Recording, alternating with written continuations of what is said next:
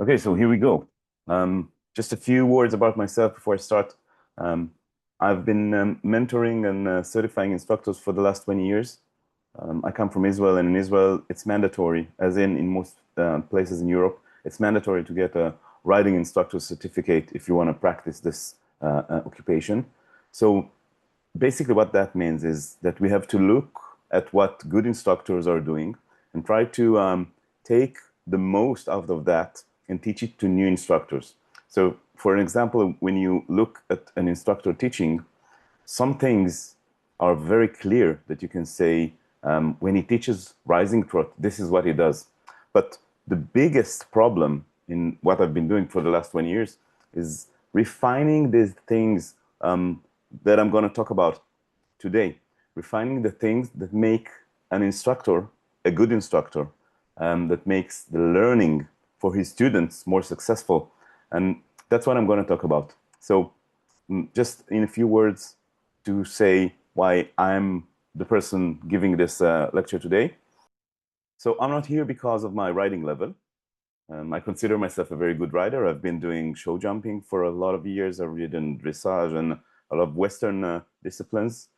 But I'm here because for the last 20 years, the main part of my career has been focusing on one question: what actually makes riding instructors work? I've been focusing on one question, which is what actually makes riding instruction work and why does it so often not? So trying to figure out what makes a good riding lesson, what makes a good riding instructor, that was my job. That has been my job for the last 20 years. And that's what I'm here to share with you. It's not about riding, it's about teaching. Most countries have mandatory instructors training. Now, that's not to say Now, that's not to say if everyone should get certified. That's not the idea. I'm here to say this.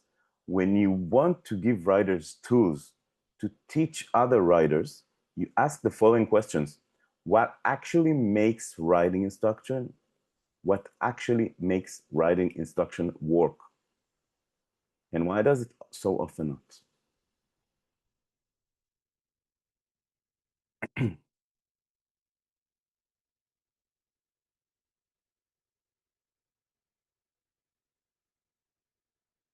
So I'm here to talk about research and what I found in research that supported the things I've been doing as a writing instructor, mentor, and teacher. And before we get into the research, let me give you 30 seconds. Let me give you. So before we get into the research,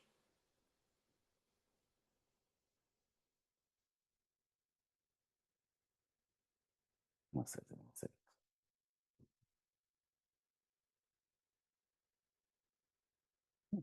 So good evening, everybody, and thank you for joining me. Hi, good evening, and thank you for joining me for this very special webinar. Um, I call it Beyond Writing Lessons. Hi, thank you. Hi, thank you for joining me for this webinar. Um, Here's what we're going to talk about. We're going to talk about the scientific facts and the research-based facts or evidence-based facts that are making a difference between a good writing lesson and a not so good writing lesson. We're going to see how facts from research can help you be a better instructor, can help you make better riders, and can help you conduct your lessons in a more efficient ways. So before we start, just like 30 seconds about why I'm the person talking to you.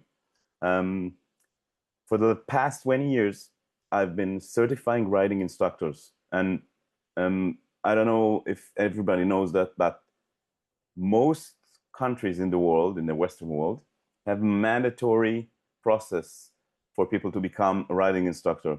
You have to get certified in specific levels to do specific kind of practice with riding instruction. Now, I'm not saying that's the right thing or the correct thing, if that should happen or shouldn't happen. I'm just pointing out this fact because you have to be certified in those countries. And I come from Israel, and that's the way it is in Israel. Um, as someone who certifies instructors and as someone who mentors instructors, our job is to look at the good instructors and try to refine the specific things that make them good instructors. We're here to talk about the things I found during the 20 plus years I've been doing that. And what I have been doing for the past few years is taking everything I've seen that works in writing lessons and trying to find out why it works. And that's going to research about the way people learn, specifically about the way people acquire motor skills. So we can say this lecture is about how I saw things that are working for me and for my students and for my colleagues, tried to figure out why they work, based it on research, and that's what I'm about to tell you about. What I'm going to talk about is the fact that so many people that are good writers, really good writers, are having trouble teaching other people how to do stuff. And there's a reason for that. The reason is that a lot of time when you can do something really good, when you are very experienced in a specific discipline, a task, whatever, you don't really remember the things that were hard for you when you just started learning to do it. So think about an experienced writer. You can say the better you do something, the harder it is to remember what it felt like when you didn't know how to do it. I've been writing for 40 years, and I don't remember what it was like to do my first rising trot. I don't remember what I struggled with when I did my first canter. So this is something that we kind of have to make up to with knowledge. And this knowledge comes from what I'm going to talk about now. It also comes from experience, from watching many riders. And for sure, if you do this more times than other people, if you teach more people how to canter, you're going to try to find out what the different things that are pro or against people being able to master canter fast. But there are some shortcuts you can take if you understand what's actually happening in the person's brain or body when they learned it. So let's go and start talking about the 5 pillars. So when I say the 5 pillars, I've kind of taken everything I've been working on and try to ask myself, what are the really important things that if you keep in mind when you give a riding lesson, are going to change the efficiency, are going to change the way your rider learns. I call that the 5 pillars of every good riding lessons.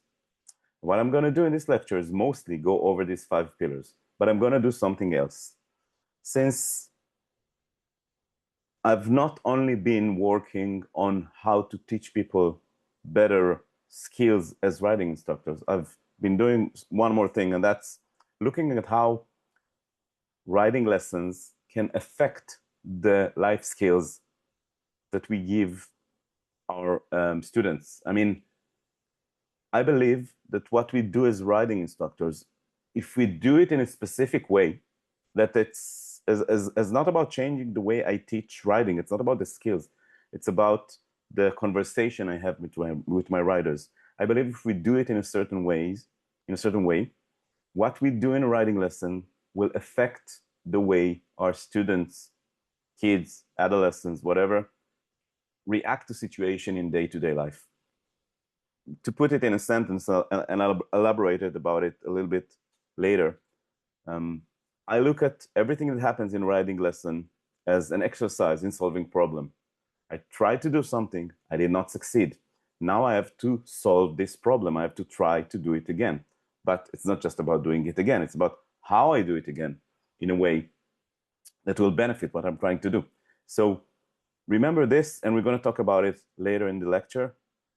Always try to figure out how what you do in a riding lesson affects the ability of your riders to adjust to situations in real life.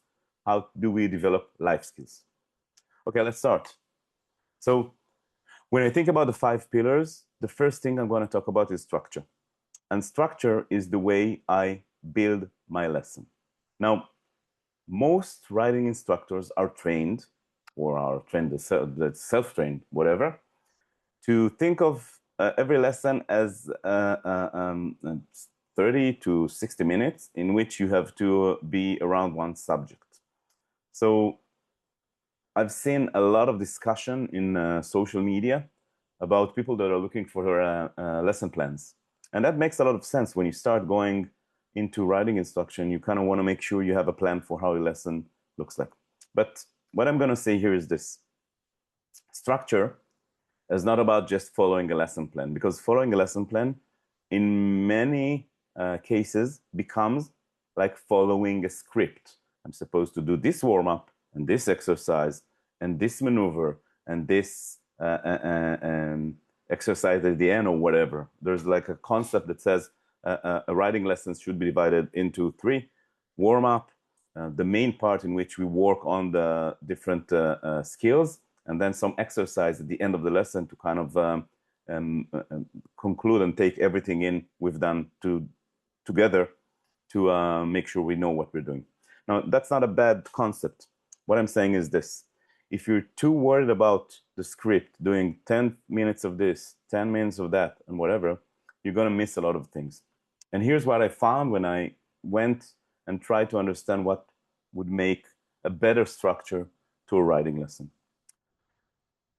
You can get a rider to be very successful in a task or in a skill, you're trying to teach at a specific lesson. If you take the specific skill and you work on it again and again and again and again and again, the rider is probably going to improve a lot within that specific lesson. But research shows that if you work on something again and again and again, like I just showed, stay on the same thing, you're going to see improvement within this specific lesson, but you will see very low retention. So the way our brain works, the way our brain really so the way our brain works, the way our brain really consolidates motor skills is that if you take something and practice it a little bit and then go to something else, do something different, the brain's ability to understand what it was supposed to do gets better. So let's say you're studying for an exam. We've all been that in school at one point or other at our life. Trying to memorize something, if you just go over it and over it and over it again and again and again and again, it would feel like you know it really good at this specific point, but it doesn't necessarily stay there. On the other hand, if you pay attention to something for a while and then you go and do something else and then you come back to that same thing, the retention rises. And this is what research says. So if we're looking for the practical tip about structure, don't build your lesson about one skill. Build your lesson with a main skill, it's all right, but make sure you take the time of the lesson and you practice different things. Just a few minutes of this, a few minutes of that. Don't stay in one thing and try to do it again and again. And that's a mistake a lot of riding instructors do, because they're kind of trying to make sure that the rider succeeds with what they're teaching, but that's not the idea. Do a little of this, a little of that, and then come back to it the next lesson. This is what's going to give you better retention than just sticking with one subject for the whole lesson. Okay, so here's the tool.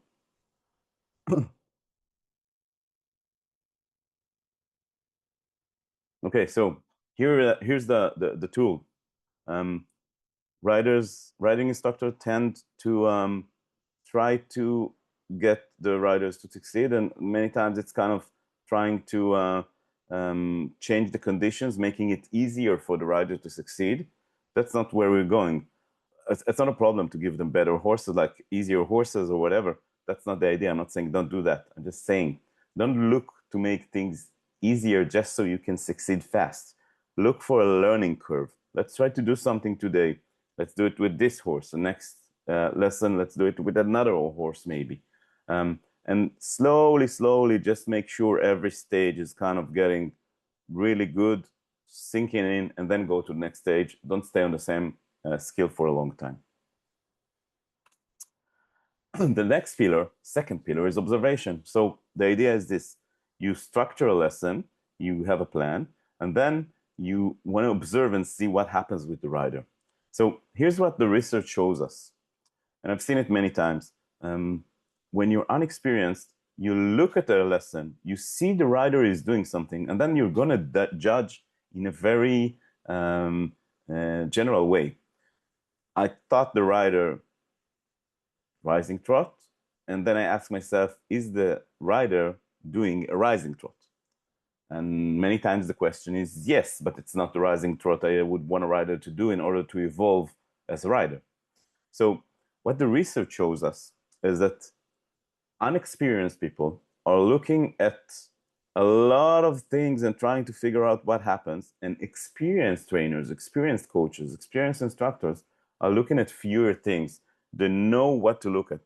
And I found that with my students over years, the biggest problem is to make sure that people are looking at the right things and not kind of looking at too much of a bigger picture with a lot of small details, the legs, the hands, and everything else. So here's what I'm saying. When you observe a rider, you have to understand the following fact. The body works as kinetic chains. That means that if you look at a rider that is moving their hand too much, most of the times the problem is not their hands. It might be their shoulders. Because if you go back from their hands, you go to their shoulders. And their shoulders are connected to their trunk, and that's connected to their pelvis. So a lot of times, hands are moving because the body is not following the horse's movement in a correct way with the pelvis. So understanding where you have to look, and I can't cover all of that like in the 3 minutes I'm going to talk about this pillar, but just to understand, observation means not looking at the rider as a general thing, but knowing how these chains work and knowing where to start looking for them. It's usually the center of the body. It's the pelvis. That's the first thing, because that's what connects us to the horse. So we're not looking for the problem where we see it. We're trying to follow the chain. And the tip I'm going to give you now is always start with what's not working correctly. The hands are moving. The heels are not down, for example. That's a good example. And follow it to the center of the body. See what you can fix in the center of the body. See how you can fix the pelvis movement.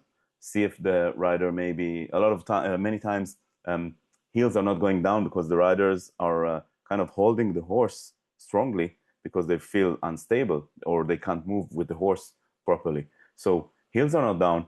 Don't talk about the heels. You can tell a rider to take their heels down again and again. It wouldn't work if the center of the body is not moving with the horse properly. So if we look at these examples, let's start with the horse's back is not swinging, like the horse looks tight.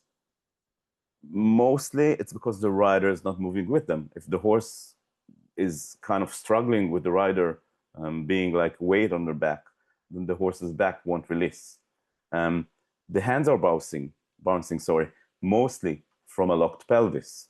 Heavy contact, riders are holding the reins very strongly. It's usually shoulders issue. It's a lot of times it's breathing issues. If the rider doesn't breathe correctly, that's something I talk about. Like let your hands breathe with the reins in them because the horse is moving. So your hands have to follow that movement. But if you're not breathing, then your hands are not breathing and you can't do that. Gripping knees is something riders do a lot of times because if you can't follow the horse, you're trying to hang on to the horse. So this is what I was talking about a second ago about heels not going down. So if I don't feel like I can follow the horse's movement, then I'm going to try to grip the horse with my knees and then my heels are going to come up. So it's not about fixing the heels. It's about, again, following the horse's movement. Okay? So to conclude this pillar, observation is about understanding what causes things and where to look. You have to practice. You have to train yourself to look at these specific things. And always remember that when you see a problem in one part of the body, it's not necessarily this part of the body that's causing the problem. Even more often, it's other parts. And that always takes me back to a dressage trainer I rode with years back, and who once told me, your legs are moving, open your shoulders. And there was like, but you said, my legs are moving, why should I open my shoulders? And this is exactly what I meant, because when your shoulders are closed, your body is not relaxed, you're not moving with the horse, and then your legs start moving. So that's the structure pillar. Sorry, the observation pillar. And here is, in my opinion, the most important thing I would want you to take from this lecture.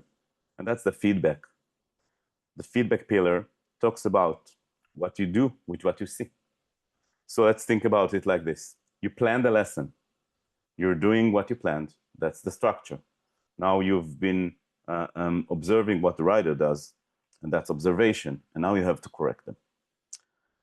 Here's what research tells us about feedback, and it's really the most important thing you can take out of this lesson.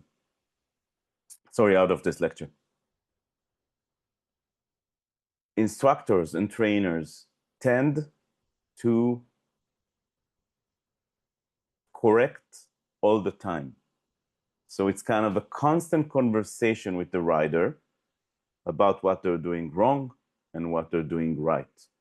Fixing when needed to, and giving a positive feedback when needed to. So in general, a lot of riding instructors, when I talk to them about that, they say, okay, so how am I going to teach if I don't keep telling the riders if they're doing it right or wrong? So here's the thing. When you work with a beginner, you have to tell them if this is the right thing or this is the wrong thing, or if this is what you wanted or if you wanted something else. But once you get out of this really beginner phase, you have to change. And by changing, I'm asking you to try to prevent from creating what's called a guidance dependency. Now, here's what a guidance dependency looks like. You know these riders, when you work with them in a lesson, everything goes really well, but then they have to practice on their own, or maybe you have to you let them do something on their own without like fixing every moment, and they feel like they don't know what to do. So people tend to regard this issue as a confidence issue, but it's not that. Mostly is that if we get the rider used to being, for us, correcting them or giving them the answer to was this good or not all the time, the rider cannot do that for themselves. And what good feedback is supposed to do is create an inner structure, an inner mechanism of being able to understand whether I'm doing it the right way or the wrong way. Now, think about yourselves as good riders. We know what it feels to do this specific exercise in a good way or in not as good way. Think of anything you want, a transition, riding a circle, a turn, whatever. We know what it feels like when the horse goes the way we planned to, the way we wanted them to. A rider that gets corrected all the time, and again, it's not about just saying, no, that wasn't good. It's also about saying, okay, this was good. And not given the opportunity to judge for themselves are going to be riders with guidance dependency. They're going to be dependent on you telling them what's good and what's not, and they can't progress. Because we all know for a rider to get better, there comes a time when you have to ride on your own. Whether it's your own horse or whatever. But if you want to go to the next level, there comes a time when you'll have to practice on your own, even if it's just the warm-up that you're doing on your own before we start the session. So here's what you do instead. The concept is ask the rider a question instead of telling the rider what's good and what's not good. Keep asking the rider the same question. And the question is, how did that feel? You rode a transition. instead of telling the rider this was a good transition or this was a bad transition, ask the rider, how did this transition feel? And what's going to happen in the beginning is that the rider is not going to be able to answer because they're not trained to do it. They're not trained to feel what a transition to it. They're not they're not trained to look for what a transition feels like. So what we're doing here is training our riders to look for the correct feeling in a transition. And first lesson and second lesson and third lesson, you're going to ask that they're not really going to know what to tell you. But then after a while, you'll see something really amazing happening. The rider is going to do the transition and is not going to talk about was it good or bad. They're going to talk about how it felt. And this is what creates riders that are not dependent on you and can practice on their own and have the right answer to was that a good transition or not, because they feel it when it's good and they feel it when it's not. And then you can advance. And if we go one step forward, a riding instructor, if I don't know how it feels to ride a good transition, I can't teach it. It's not just about how it looks. It's something that has to be internal, so I understand what's going on, and then I know how to fix if I need to help my rider. So stop correcting. Stop telling the rider, yeah, that was good, that wasn't good. Go for self-efficiency, empowering the riders to feel what is actually going on is going to make them much better riders. And I want to talk about something else, and I mentioned that in the beginning of the lecture. A rider that learns to judge things they've done by the way they feel is getting a very important life skill, because self-awareness is about knowing how you feel at certain situations in life and knowing how that affects the way you react. So what we're trying to do here by telling our riders to make sure they're concentrated on how different things feel. We start with the skills, with the transitions, with the turns, with whatever. But if a rider knows how to do that in a riding lesson, that gives them a life skill they can use later. Because if you know how you feel a situation and how that influences the way you act in situation that your reactions don't benefit you, you can learn how to cut and stop. And don't go from this feeling to this reaction. You can learn to postpone your reaction, to inhibit it, and don't go going mad, being mad or shouting or whatever. So that's the life skill we can achieve by just working with the riders on feeling what is correct and what is not correct in a riding lesson. I'm going to go back to that a little bit in the end of the webinar. But again, I told you this is, for my opinion, the most important thing you can take from this lesson. So just do that. Next lesson, instead of telling your rider what was good or not, ask them how it felt. And it might be a while before they can answer that question. That doesn't mean you don't ask it. Okay. So our fourth pillar is regulation. So what we had so far was structure, how we plan a lesson, and how we decide what to focus on, how much time we give anything, each thing inside our lesson. The second thing was observation. What are the things we have to look on, the understanding that most of the time where we see the problem is not where the problem is.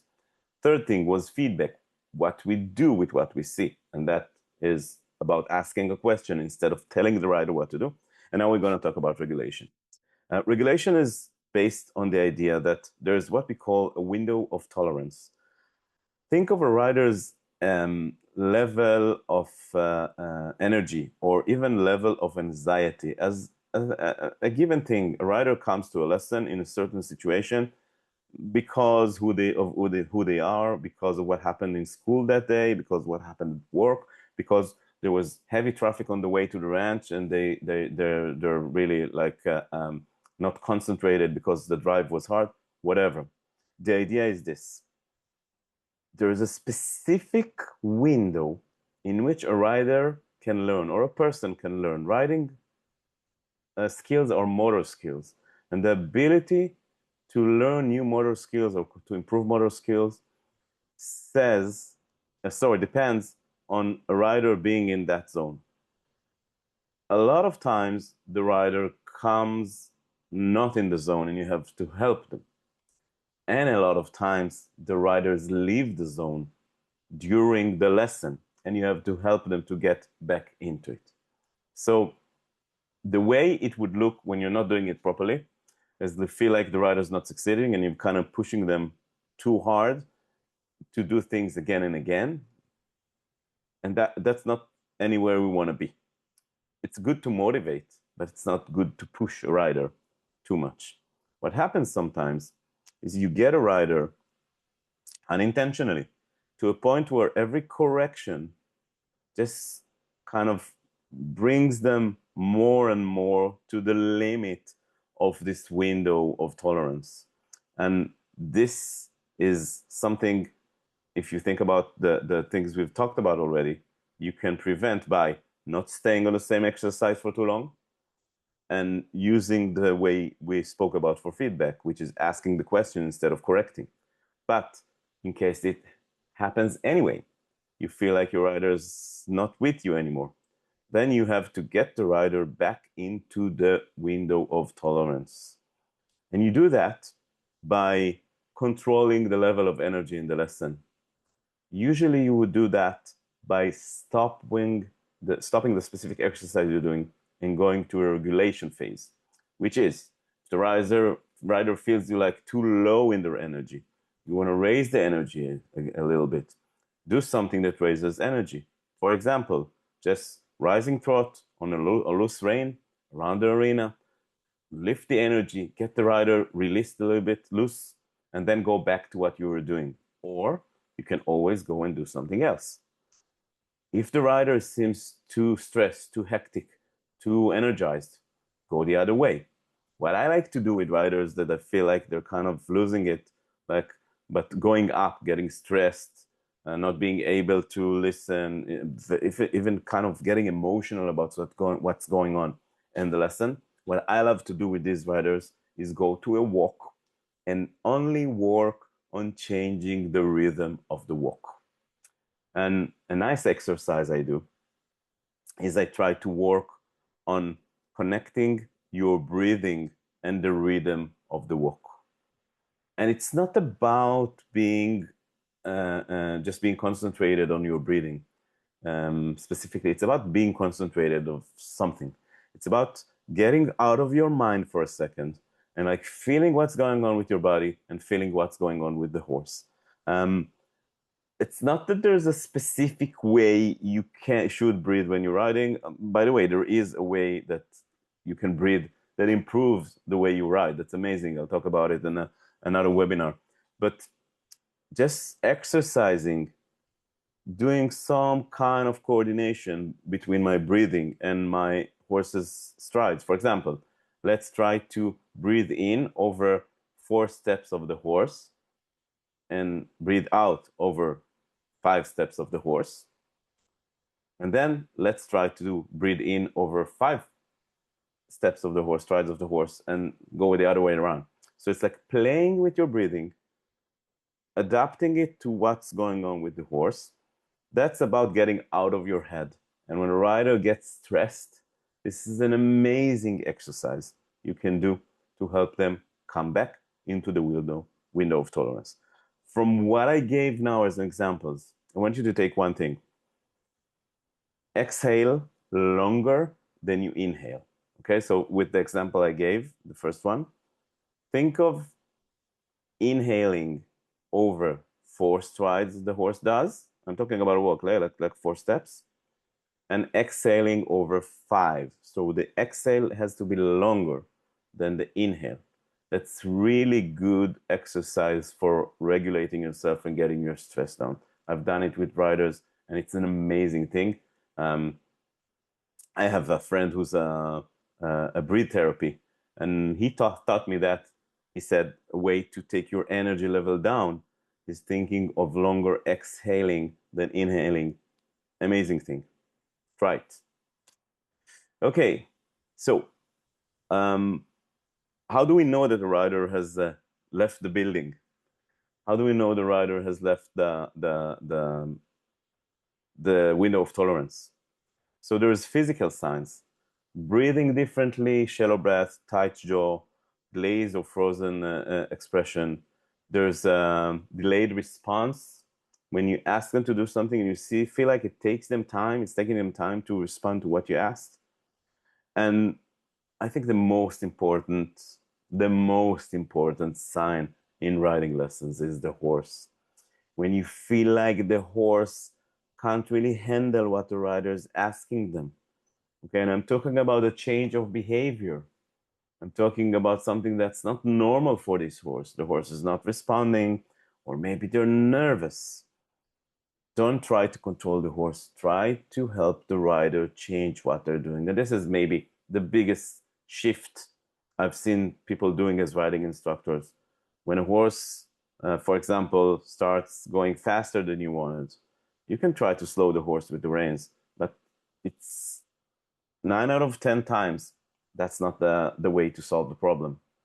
The way to solve the problem is change what the rider is doing. That's not enough. When you have a horse that is generally troubled and you have to help them, that's a different thing. But remember what I'm talking about. I'm talking about horses that are changing the way they usually behave. A lesson horse that starts reacting in a way that's not typical for them. That's usually a rider issue and not the horse issue. And when I'm saying a rider issue, I'm talking about the mental state of the rider. So try to get your rider back into the window of tolerance and then go back to teaching what you were, or do something else. Remember, always ask the rider, what did this feel like? What did that feel like? Okay, talk about feeling. Get the rider back into their body and out of their head. So here's the second most important thing, or maybe the most important thing in this webinar. I want you to think about and try to implement in your next lesson. And that's the way we end every lesson with our riders. And what I've seen many times is that lessons end just because the hour is up and it's about doing the exercises, and then the rider walks around a little bit and then, okay, let's go finish the lesson. The rider dismounts and then you get to the next rider or whatever.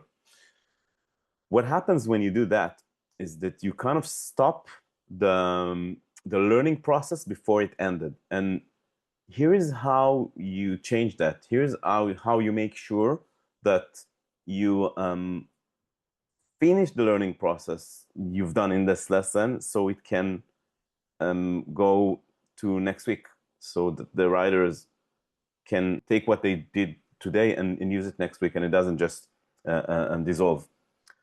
So these are 3 questions I've been asking for many years with my riders. I don't know, it kind of felt like it's doing the right thing. And then what I did is I went and tried to see if there's any evidence that support what I'm doing.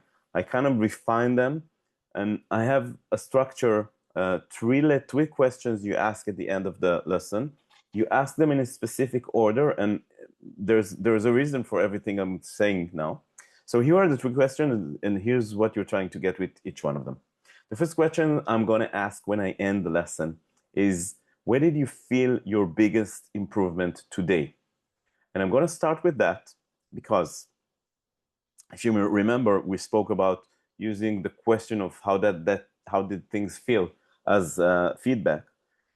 If you stop and think about the biggest improvement today, where the rider feels like they had a big leap and ability, and you connect that to how they felt when that happens, then you have something they can carry on with them to the next lesson. So what I'm trying to do is consolidate what success felt like. It's not just, yeah, I finished, I did the exercise we were working at, and I did it in a good way. It's about how that felt. And then next time the riders gets on a horse, they know what the feeling they're looking for is. And this is why this is the question that comes first, and this is what it's most important. Now, maybe what the rider saw as their biggest improvement today is different than what you saw. That's not a problem. First of all, that's a conversation. But what they felt is more important than what you saw, because the feeling of achievement that they take from the lesson is about what they feel that improved. And if it becomes about what you tell them has improved, if it's different things, then that kind of interferes with what we spoke about earlier about being able to kind of become an independent writer. So listen to them before you speak. You're gonna get to the end of the lesson when you know what you think was the biggest achievement today. Don't say anything before the writer talks. Ask first, then let them talk, and then you can add what you saw, but not instead of what they felt.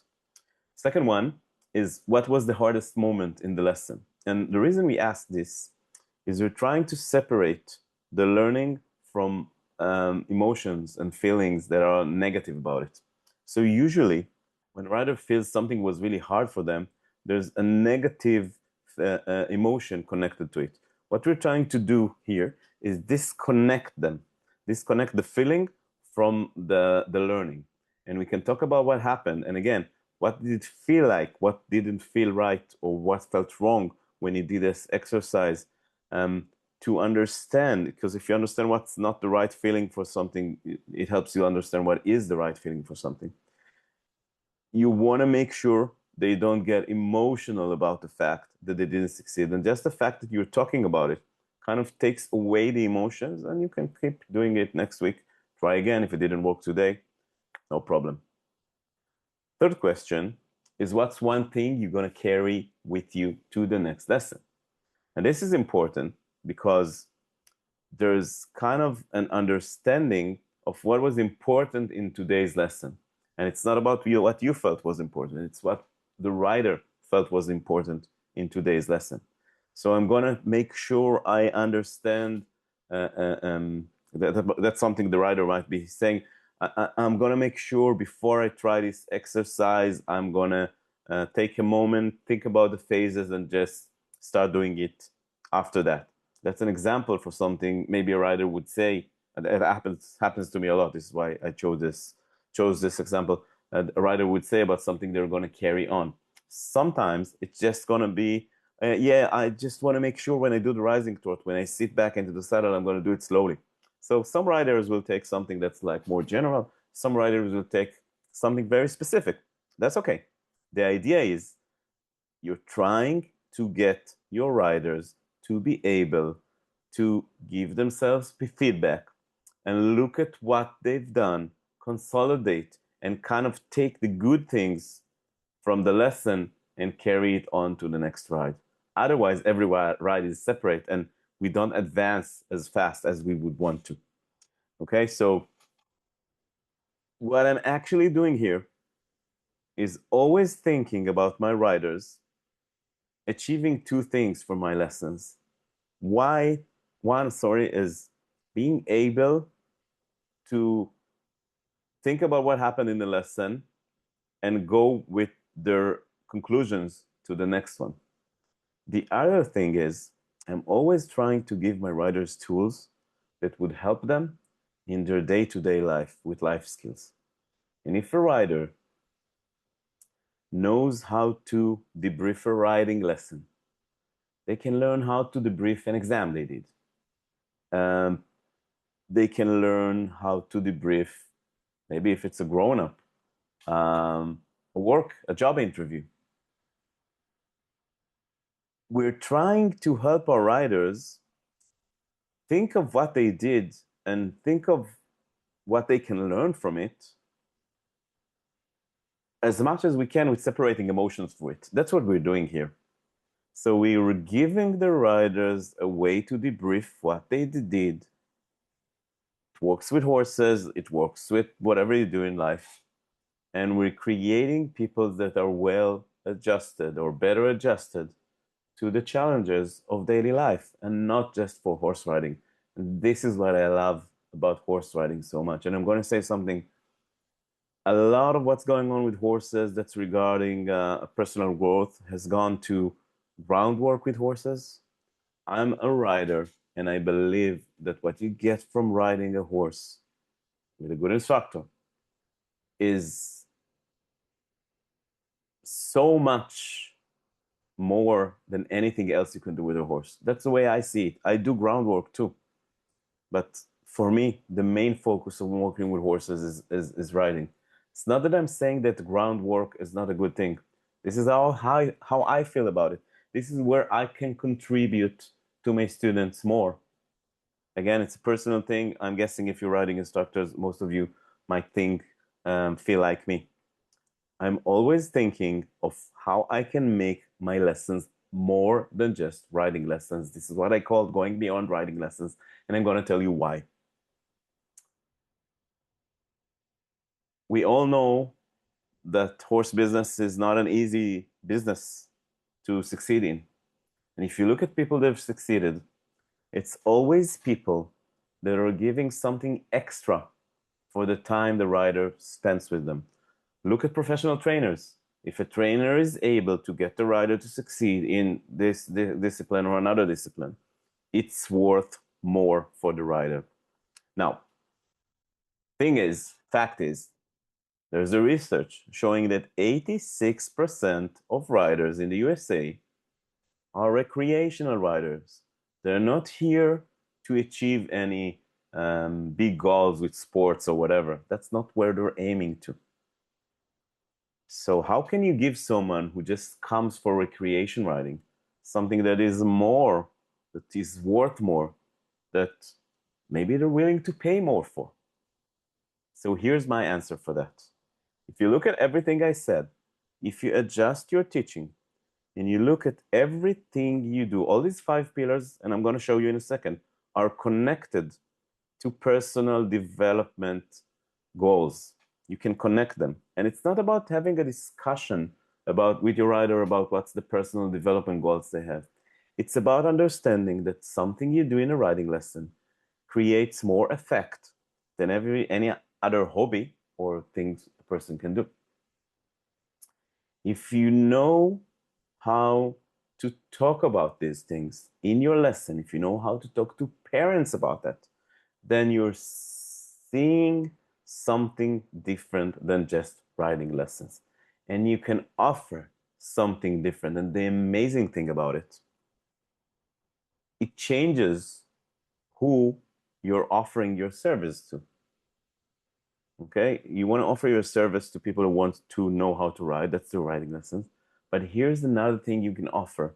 There are parents actively looking for sessions to improve their child's personal growth and emotional abilities. There are researchers saying that parents care about their kids' mental and social abilities not less than athletic or academic abilities. There's a big wave of talking about social and emotional learning in schools in the US. This is something you can fit yourself into, and you can start offering more than just riding lessons. You can offer personal growth experience based on riding lessons. And there's a way to do that. If you take all these 5 pillars we spoke about today, every one of them connects to one of the principles of social and emotional learning. The 5 aspects of social and emotional learning by Cassell, which is like the leading institute in the research of social and emotional learning, are responsible decision making, social awareness, self-awareness, self-management, and relationship skills. And every one of these is connected to one of the pillars we spoke about. So structure is about responsible decision making. The question whether I'm going to practice more of this specific exercise or I'm going to go and do something else is responsible decision making.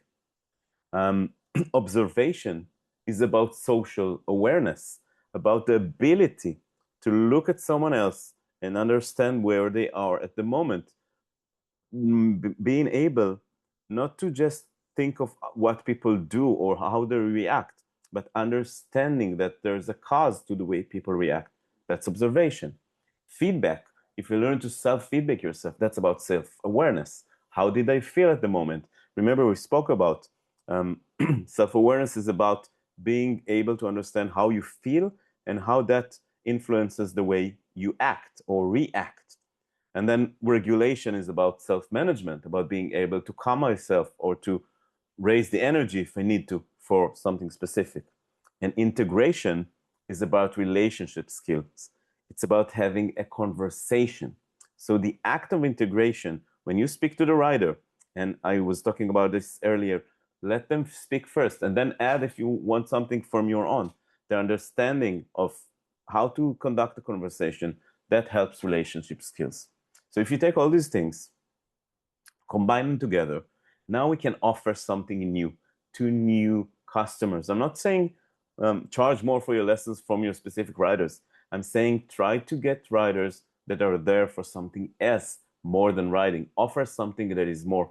Parents are actively paying more for personal training that involves social emotional learning. And this is what the RISE framework I've developed is all about. So what I want to offer you is to join an online course. It's an 8-week course. We're going to meet once a week for 90 minutes. And we're going to take everything we spoke about, but we're going to connect it to the concept of social and emotional learning.